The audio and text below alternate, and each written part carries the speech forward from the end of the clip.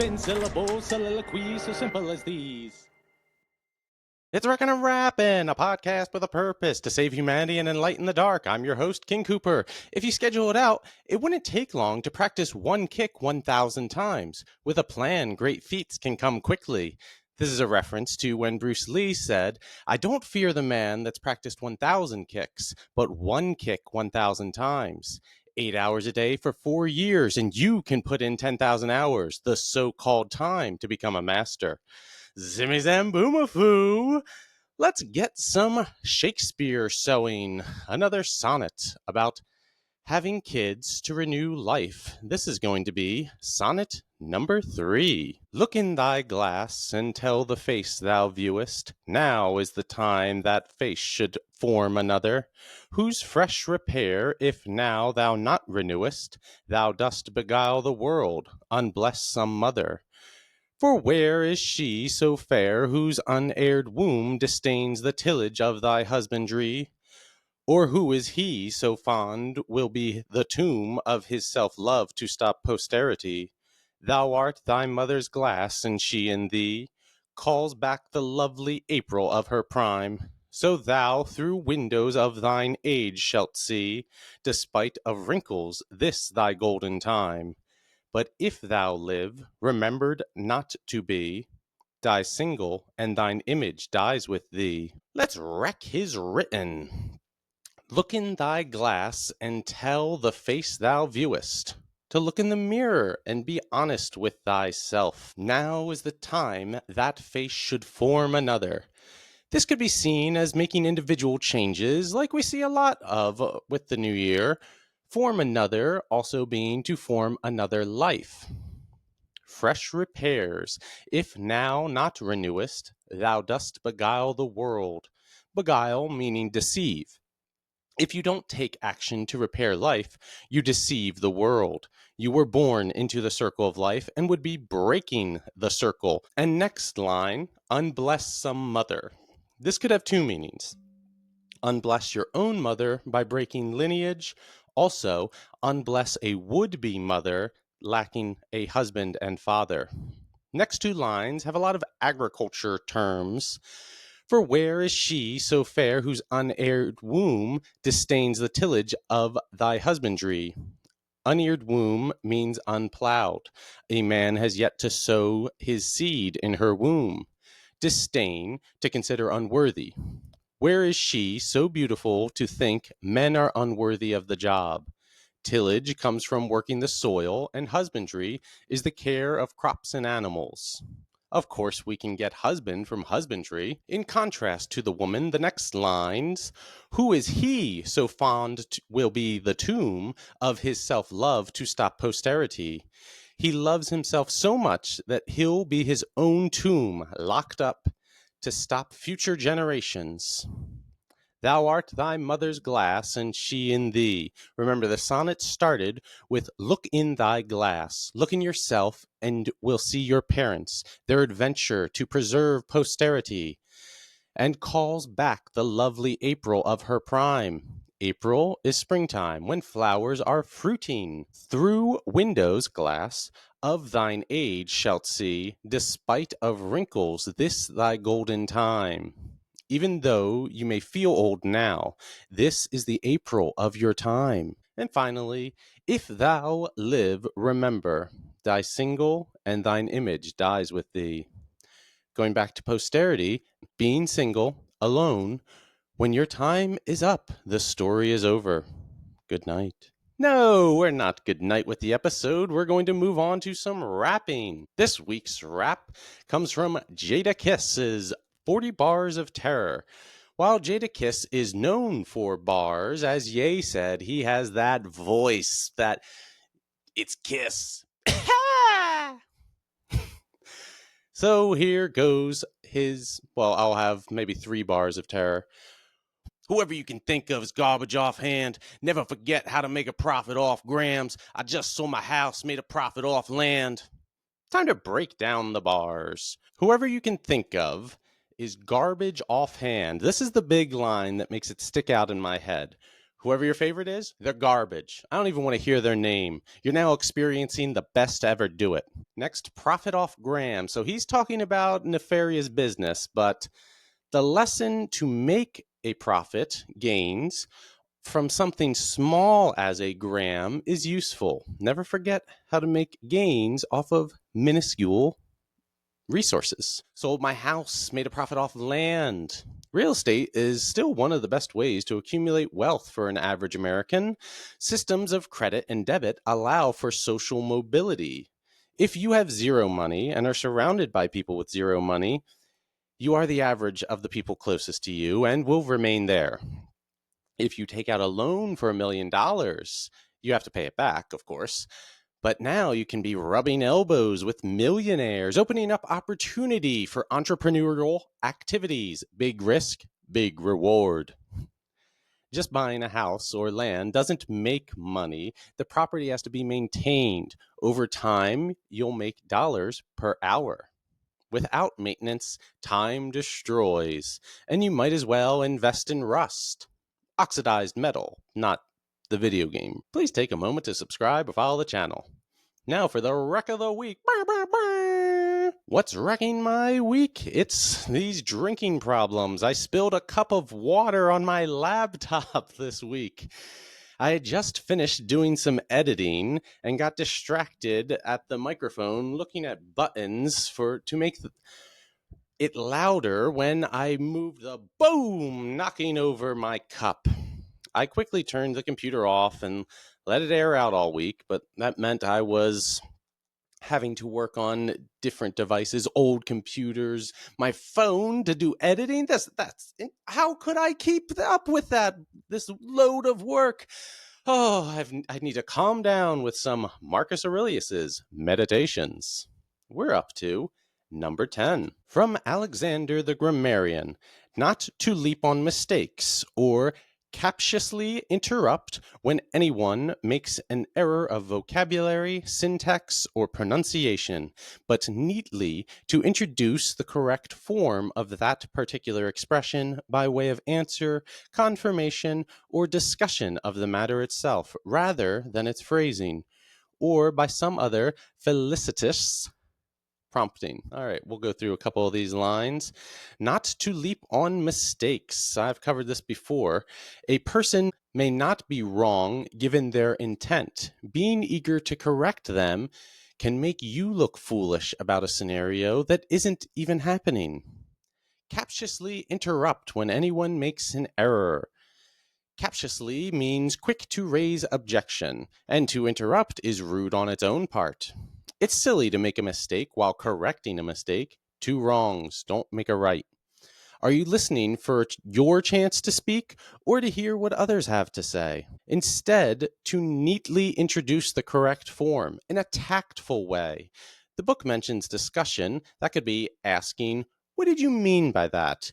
Then describing your experience with those rules and the rules you've learned, why they are beneficial, and perhaps look into rules from a source both parties agree on. And finally, felicitous means pleasing, from the Latin felix, happy. Moving on to This Week in History. This Week in History. We gotta figure out some kind of noise for each one of the segments would be nice. What does Shakespeare need? Some pipes. Here comes Shakespeare. This Week in History, the Battle of New Orleans was fought on January 8th, 1815. 15 comes after 14. That'll be important in a moment. Roughly 5 miles southeast from the French quarter of New Orleans, in the current suburb of Chalmette, Louisiana. Despite British advantage, Americans, led by Andrew Jackson, repelled the assault with 71 casualties, while Britain suffered over 2,000 lost souls. The battle took place after the War of 1812 officially ended, with the Treaty of Ghent signed on Christmas Eve, 1814, before 1815. But news travels slowly then. 2,000 people could have been saved with a text message. Nowadays, people would be arguing if the Battle of New Orleans even happened. Also, this week in history, Thomas Paine's book or pamphlet, Common Sense, was published on January 10th, 1776. You might notice this is before the signing of the Declaration of Independence. The 4th of July is an interestingly chosen date. We like to say it's when we declared our independence or when it was signed. It's just a rough date. But so Thomas Paine wrote the pamphlet Common Sense, and it was to help persuade separation between the colonist and Britain, pointing out the absurdity of an island attempting to rule a continent. Here he goes. Some writers have so confounded society with government as to leave little or no distinction between them, whereas they are not only different, but have different origins. Society is produced by our wants, and government by our wickedness. The former promotes our happiness positively by uniting our affections, the latter negatively by restraining our vices. The one encourages intercourse, the other creates distinction.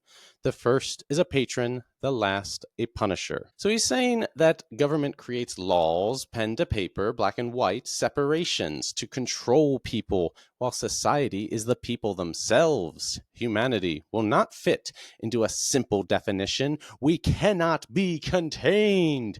If you're enjoying this show, please leave a comment. I'd love for you to join the conversation. We'll now be moving on to some Bible. We've been doing the Psalms. Now we're up to Psalm number 2, and I was talking about the sort of noises we could do for each section. For the Bible, we could be Amen, Amen, Amen. This is Psalm number 2. Why do the heathen rage, and the people imagine a vain thing? The kings of the earth settle themselves, and the rulers take counsel together against the Lord and against his anointed, saying, Let us break their bands asunder, and cast away their cords from us. He that sitteth in the heavens shall laugh, the Lord shall have them in derision. Then shall he speak unto them in his wrath, and vex them in his sore displeasure. Yet have I set my king upon my holy hill of Zion. I will declare the decree. The Lord hath said unto me, Thou art my son, this day have I begotten thee. Ask of me, and I shall give thee the heathen for thine inheritance, and the uttermost parts of the earth for thy possession. Thou shalt break them with a rod of iron. Thou shalt dash them in pieces like a potter's vessel. Be wise now, therefore, O ye kings. Be instructed, ye judges of the earth. Serve the Lord with fear, and rejoice with trembling. Kiss the Son, lest he be angry, and ye perish from the way. When his wrath is kindled but a little, blessed are they that put their trust in him. This is the word of the Lord. Going over some of those verses. Number 1, heathen rage and imagine a vain thing. Vain means useless, as it would if imagined. And heathen is one that doesn't believe in God. We still see this today. People imagine a God they don't believe in, and then are outraged by the things that the God is doing. In verse 2, the kings of the earth are mentioned. You may think these are kings, men of high standing. And the point of mentioning the earth is to say they are but dust. And because they are earthly, they set themselves against the Lord. In verse 3, these kings of earth say to the anointed, let us break their bands asunder and cast away their cords. Asunder means divided. Those whom God hath joined together, let no man put asunder. Earthly men wish to break the bands that restrict humanity, yet hold it together, to create division and castaways. We'll see later in the philosophy book that custom is the great guide, and that is why we would be lost without these teachings. In verse 4, he that sitteth in the heavens shall laugh, the Lord shall have them in derision. Heaven shall laugh at these earthly deeds. Derision means in mockery. The kings shall be in mockery. Verse 5, then shall he speak unto them in his wrath, and vex them with his sore displeasure. And you don't want the Lord displeased or to see his wrath. Where do you think fire and brimstone comes from? In verse 6, yet have I set my king upon my holy hill of Zion. Now, Zion has multiple meanings: the city of God, Jerusalem, the nation of Israel. I take this verse as my king is the king, Father in heaven, Jesus Christ. And I'm aware that Psalms is in the Old Testament, before Jesus' earthly body is born. Still, we've discussed how Jesus is in the Old Testament and fulfilling the prophecy there. Verse 7, I will declare the decree the Lord hath said unto me, thou art my son, this day have I begotten thee. So that one has a lot of good rhymes, but also the connection to Jesus in the Old Testament, my only begotten son. In verse 8, it says, I shall give thee the heathen for thine inheritance, and the uttermost parts of the earth for thy possession. So one interpretation I took was I will give the heathen for thy inheritance. So meaning the non-believers, you will rule over them. But also, if you'd like, God can give you earthly goods. But it's unfortunate that people don't realize the displeasure and sickness that causes. We often hear people are more unhappy after winning the lottery. It's because there is more to life than bread and circuses. Why do people in the smartphone age seem more depressed? They have all the information in the world, yet know nothing, can instantly contact their social circle and make new friends around the world, yet they are alone. Put faith in God, lest ye are broken with a rod of iron and dashed into pieces like a potter's vessel. In pieces, asunder. Moving on to verse 10, be wise now, O ye kings. And in verse 11, serve the Lord with fear and rejoice with trembling. It may seem like a contradiction to rejoice with trembling, to be happy and fearful. All things are possible with God. People should be able to understand how a child would fear and respect a father figure that will bring down a rod of iron if they misbehave, not out of wrath, but of love, because your Father in heaven knows what you need more than you do yourself. Don't fight to have things your way. Rejoice in the way they are intended to be. In verse 12, it says, kiss the Son. I've been saying the Son is Jesus, but also to kiss the children. We love them and don't want to be angry. Don't want them to perish from the way. Do you know the way? Finally, blessed are all they that put their trust in him. Have faith in the Lord. We'll now be turning to our 50 philosophy ideas you really need to know. I wonder what kind of noise I could make for the philosophy book coming out. What comes to mind is, you probably heard the story of the brass bowl that it would be cooked from the outside and a person was inside screaming, but it came out as music to the people. That's kind of what philosophy and philosophers are. They're making all this noise, blah, blah, blah, blah, blah. Well, I guess the people don't hear music, do they? That's the people hear the blah, blah, blah, and the philosopher themselves think they're making music. So the opposite, I suppose. Speaking of torture devices, though, we're on number 12 in the book, and that's Hume's Guillotine. I'm saying the guillotine's a torture device, even though I know it's not torture. It's the final punishment, we could say. So from Treatise of Human Nature, the Scottish philosopher David Hume said, I am surprised to find that instead of the usual copulations of propositions is and is not, I meet with no proposition that is not connected with an ought or an ought not. This change is imperceptible, but is, however, of the last consequence. For as this ought or ought not expresses some new relation or affirmation, 'tis necessary that it should be observed and explained. How can we derive an ought from an is? Logic and empiricism deal with what is. Remember, empirical data, measurements, experience. The ought is ethics. ideas on right and wrong, good and bad. As Hume points out, there is a gap between is and ought.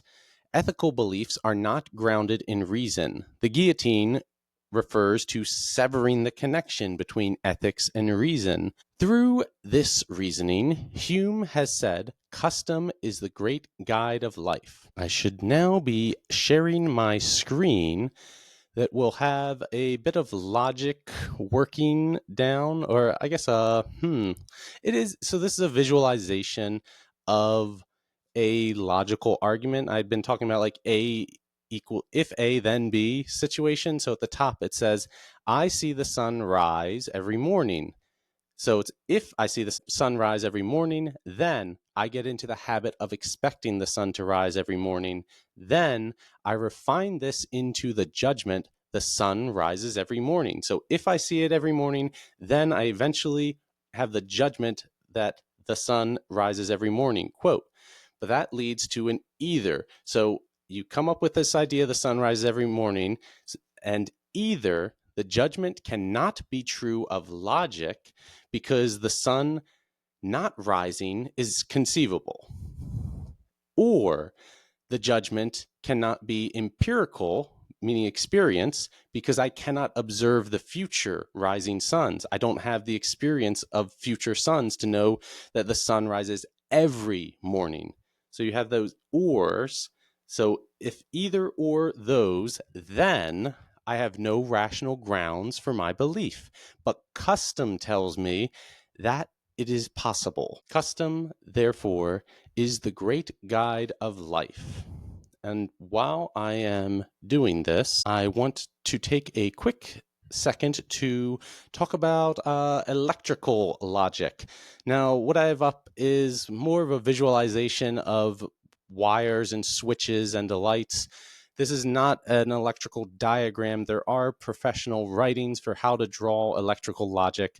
This is just an example so that I have a three-way switch up, but it's an or statement. So the electricity goes through and either switch A or switch B is turned on. So if you have either of those, then electricity flows and the light turns on. Okay, back to our philosophy. That was all just because I talk about logic and that there's a specific way of writing these things. I know it's hard to visualize, but it also exists in the world. And of course, the computer programmers have their if-then statements and all sorts of ifs, logical such stuff. On David Hume, but actually Immanuel Kant, the great Kant, admitted to being woken from his dogmatic slumber by reading Hume. We're reading Hume's Guillotine right now. When they say, trust the science, that is dogma. Wake up from the dogmatic slumber. People, please. Okay. So English philosopher G.E. Moore, in his Principia Ethica from 1903, Moore accused earlier philosophers of committing what he called the naturalistic fallacy, which involves identifying ethical concepts with natural concepts. Thus, good, for instance, is taken to mean the same thing as pleasurable. People like to believe if it happens naturally, it is right. That lacks proper evidence. First, the struggle to define good is never ending. With what Hume is saying, we may see situation A leading effect B so often that we believe A causes B. Since we cannot see every instance of A, there's no evidence to say it causes anything. We are guided by custom, not truth. When I say don't judge, it doesn't have to be a religious thing. It is logical not to judge because you don't have information to know what is the proper judgment to make. Also, the naturalistic fallacy is sometimes used for a different mistake, loved by advertisers to say, oh, natural is good. That's another naturalistic fallacy. Ethics or moral philosophy is often divided into three broad areas: At the most general level, metaethics investigates the source or basis of morality, including such questions as whether it is essentially objective or subjective in nature. Normative ethics focuses on ethical standards or norms on which moral conduct is based. Thus, utilitarianism, for instance, is a normative system based on the standard of utility, or capitalism.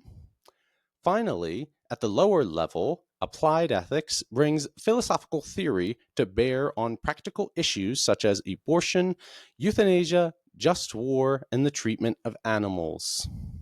I'll now read just the list of a bunch of different moral philosophy systems that the book has: an absolutist, a consequentialist, a deontologicalist, a naturalist, a non-cognitivist, an objectivist, and a subjectivist.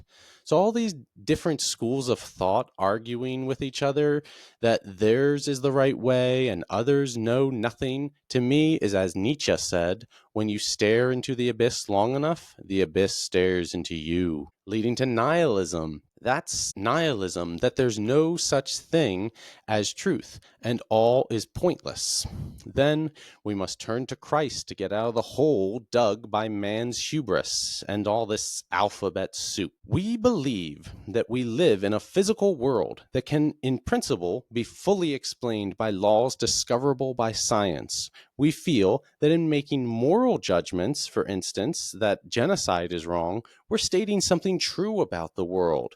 And Hume has shown these beliefs are not founded in reason, but custom. And I would argue they are normative ethics from Christianity. What year is it? 2025 AD, after the death of Christ. Countless generations used Christian ethics to escape darkness, reliably putting food on the table and to keep it clean. Just like we can live in a city without knowing how it was built, there are ethical structures we rely on. In addition to Christianity, cultural guides we rely on are Shakespeare with ancient Greek and Roman empires. If we don't study them, how will we know the guidelines to live by? Okay, now it's time for some math. Are you ready? The numbers are 9, 1, 2, and 6. This is a fun one just to, keep us away from that 4-6 dilemma. 9 times 2 is 18. 18 plus 6 equals 24. And then, of course, we just throw in a times 1 for giggles. Final thought, have faith, and all will be revealed. Thank you for listening. I hope you have a nice day. Goodbye.